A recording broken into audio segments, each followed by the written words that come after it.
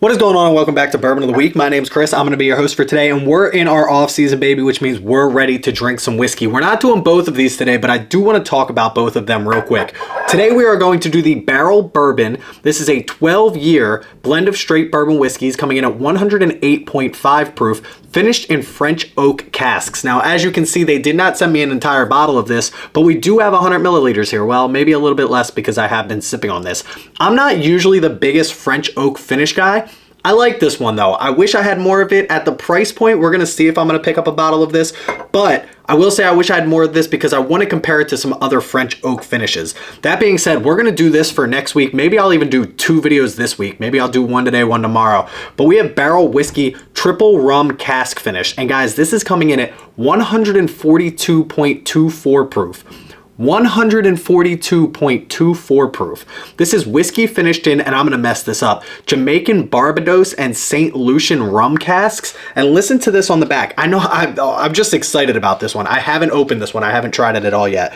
This is BCS team created this unique blend by selecting a diverse set of whiskeys, which some barrels aged for as long as 25 years. So again, we're gonna do both of these, not today because at 142.24 proof, have I mentioned that yet? I can't drink both of these tonight. This one does tell us 12-year-old bourbon underwent secondary maturation in hand-selected French oak casks with distinct toast levels. This is coming out of Indiana, Kentucky, Indiana, Tennessee, and Wyoming. I'm assuming Wyoming whiskey.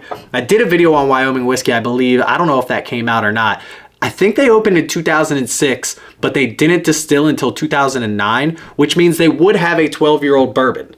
I don't know if this is Wyoming whiskey, but I'm assuming. Kentucky, I don't know. Indiana, 2 Indianas, probably different ages. They do tell you, I'm literally about to do a video comparing Barrell to Bardstown. I have 10 Bardstown, I have 12 barrels. Actually, I have 8 and 10, but you get the point. They tell you usually like Kentucky 10-year, Indiana 8, 11, and 12-year, Tennessee 13, 14, and 15-year on their new labels, which I absolutely love. This one, obviously not being a full bottle, they do not tell us that, but let's pour this up. I've talked enough. Let's pour this up. Let's see how it does. Price, taste, drinkability. You know the rules. Where's my glass? 100 milliliters is plenty, by the way. If you just want to taste of something, I mean, this is a lot of whiskey. Thank you, Barrell, as always, for sending this out to me. They've worked with me for a long time now. Again, I'm going to do Barrell versus Bardstown because I think they're so good at blending. I have 10 bottles over here from Barrell, and that's not all of them. I have more on the shelf. I just picked these 10 and these 8 Bardstown. I got to get a couple more Bardstown so we can do those. That'll be like my next king of the blends. People do some really good blends over there. So before we get started on all that though, time for the traditional sip. The color on this is fantastic. Cheers, y'all. That's how you do it.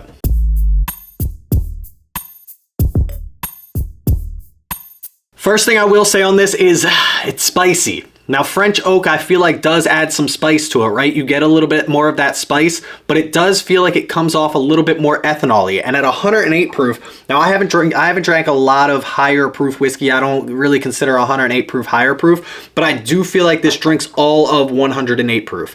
I don't think that's a bad thing by any means, but I think that French oak, if you're looking for something a little bit easier to sip on, this is the time of the year to drink some higher proof whiskey too, though. So I'm not mad at the proof. I'm not mad at the drinkability on this. I do just think that it drinks at its proof, which isn't a bad thing. That's what it's supposed to drink at. I just reference this all the time because I want people who are like, oh, I like 90 proof whiskey. Can I drink this 100 proof? And if it drinks super easy, sure, you can. But if you're like right around that 100 proof range and that's still a little bit hot for you, I think this one's going to be a little bit hot for you. I don't think it's anything crazy by any means, but I do think I would say that this is right around 107, 108, maybe 110 on a bad day. But being right at its proof is not a bad thing. We give it a 7.0 if it drinks right at its proof. So I'm going to put this literally 7.00. I think this drinks right around what I would expect it to drink at. So a 7.00 will keep this short and sweet when it comes to drinkability. Let's get into taste on this, which is where this bottle absolutely shines. Now again, when they send me these bottles, they usually send me a one-sheeter, which I absolutely love. I did not get that for this one, but it does tell you online that this is coming soon, and the palette is. French Oak really sings, specifically a song walking into an old spice shop with innumerable flavors, but one can tease out: allspice, clove, turmeric, and peppercorn. As with the nose, it does more than just layer on spices. It also adds lavender, sage, smoke, and sandalwood. And if you get those notes, that's fantastic. I'm going to agree with the broad range of this. You get a very unique flavor profile for this, even for something that's French oak finished. It's one of those things that I don't usually love it because I think it gives me too much of that, not the spicy side of things, but kind of that like, I don't know if it's the 12 year that's really like putting this over above and beyond, because most of the stuff that I get that's French oak finished isn't usually aged that long. And I think that like that maturation process with that oak of the 12 year mixed in with that spiciness, because that oak, it adds a little bit of spiciness, but in a different way. And it kind of just blends so well, which is what I've been talking about with Barrell for so long. They have a unique process of figuring out how things are going to work so well together. And this is just another shining example of that. I truly cannot think of not one Barrell product, even if I didn't personally enjoy it, that I can't appreciate the blend components of. Because in my mind, it just doesn't make sense. You're taking 4 different whiskeys here. Is it 4 or 5 different whiskeys here? To Indiana, Kentucky, Indiana, Tennessee, and 5 different whiskeys here, finishing them. They're all 12 years. They all have their own unique flavor profile. And yet when you put it together in this glass, it just works. And I just love Barrell for being able to do that.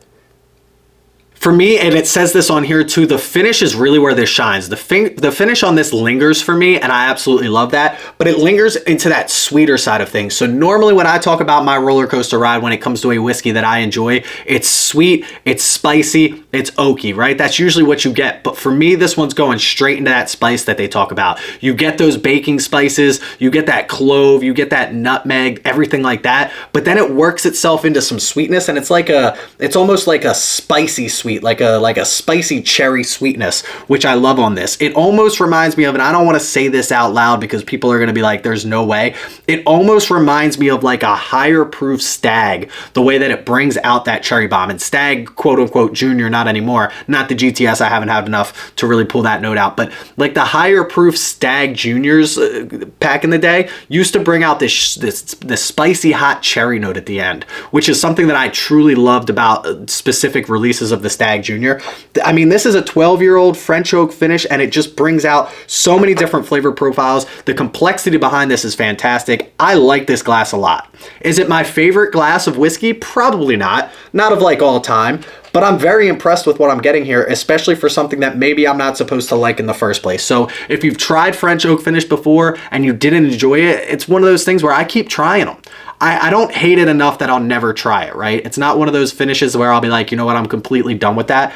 I do think it's one of those things that like was played out for a while, but now we've got a 12-year French oak finish. It kind of adds a new nuance to the game. All that to say this, we give it a 7.0 if it's an average tasting whiskey, and I think this is above average for sure. I think I'm gonna go like mid-8s on this. We take everything else out of the equation when it comes to whiskey of the year. I think this might be up there. We take price out of the equation. We take drinkability out of the, if we're talking strictly taste on this, 8.54. I think that's where I'm going to put it. It's definitely one of the upper echelons as far as the flavor profile goes. But of course, when we talk about the good, we got to talk about the bad. $159.99. I'm not going to sugarcoat this, guys. That's a lot for a bottle of whiskey. I'm trying to think. 12-year-old whiskey. I'm kind of out of the game when it comes to comparisons lately because I haven't been buying a lot of whiskey. A lot of what I'm getting is picks. A lot of what I'm getting is stuff that I already have on my shelf that I'm reaching for. I can't like, what am I comparing this to in the 12-year French oak 108 proof finish range? Maybe you guys can help me out and name some things like as we go here, and I can start to like answer comments and say yes or no if I've had it. But like, I mean, Elijah Craig barrel proofs, they used to be 12 year. They're definitely that higher proof. They're only like 70 bucks. This is a special release. I'm trying to figure out why. I'm assuming they don't have a lot of this at 12 years and French oak finished. I'm just trying to think where they made the jump from their normal bottles, which we've talked about, are, what did we say here on this one? This one was 10, 8, 11, 12, 13, 14, 15-year whiskey. They made the jump from $90 to $160 because of a French oak finish, because of the 12-year age statement. I mean, that's not impressive to me from Barrell. Barrell has done so much already with all of these things that it's like, why is this? Maybe I missed something on the release. Like maybe I got to go back and look through this. Yeah, I don't see anything online like why this should be an extra special release from them. I feel like this is like right in their wheelhouse of what they would normally offer you at $90. So $160 seems excessive to me. It seems like that price point is a little bit higher than it should be, and I don't love that. Because the one thing that I've always loved about Barrell is they put out great whiskey at great prices. I think the $90 price point on the age-stated whiskey they have other finished whiskeys that do this. Like French oak isn't like a super expensive process compared to, what else do we have? We have ice wine over it. Like what about, I'm just confused about why this is 160. And maybe, again, maybe I missed something. Maybe I'm not understanding what's going on in this particular release that allows them to put a $160 price tag on that. But I'm going to finish this up and I'm going to take one more sip and I'll give you a score when it comes to the price on this. So I'm gonna drop this down. I'm gonna go like 6.37 when it comes to the price on this. Maybe I'm wrong. Again, maybe I can correct this later, but 6.37 feels like a fair spot just when it comes to the price on this.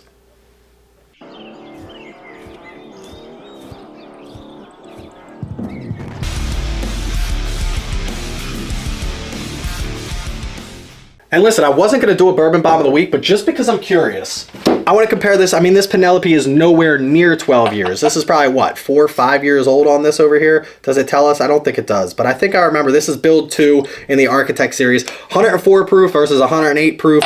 So I don't think this is like, I mean, it's MGP over here. This has some MGP in it. Let's talk about it real quick. Bourbon bomb of the week. I'm just going to quick comparison. That's all. Let's find out like what that youthfulness versus that 12-year really does. I mean, you can see it just here in the color. Traditional sip. Let's go with the Penelope first. Oh, it's not even close. And it shouldn't be, right? My concern would be more if it was close. Then I'd be like, all right, what are we really doing over here? I'm glad this wasn't close. I'm glad that this, I mean, the 12-year on this, again, I think I would have to assume, given all of my knowledge with Barrell Bourbon Company, that the 12-year, the base 12-year product blend on this was already phenomenal. And if they put this base 12-year product out at $90, I'd buy a case of it. And I would love to know if they're going to do that. Maybe they have done that. Maybe it's one of their blends already, minus the French oak. Maybe it's not. Maybe they don't have enough of that blend. That's why this is a limited release. But I would love to know what the base product is. It's just a phenomenal glass of whiskey. And the French oak just gives it that next oomph, that next step. And if you love French oak finishes, you're going to love this. I mean, again, this was a more of a just for me type of thing to feel out the youthfulness versus that 12-year. And if it really did that much to it, it does that much to it.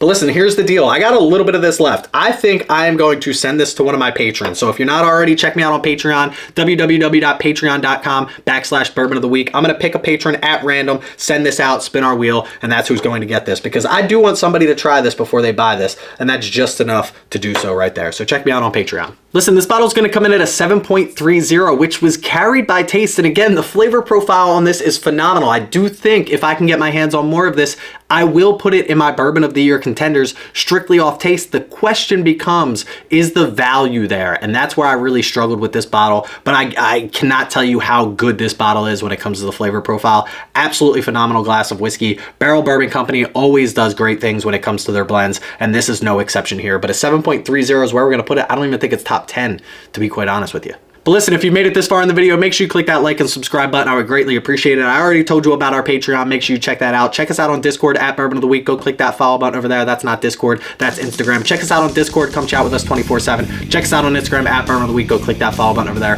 Please don't drink and drive. Always drink responsibly. Stay healthy. Stay happy. And stay trying expensive whiskey before you're buying expensive whiskey. That's all I can really tell you. Cheers, y'all.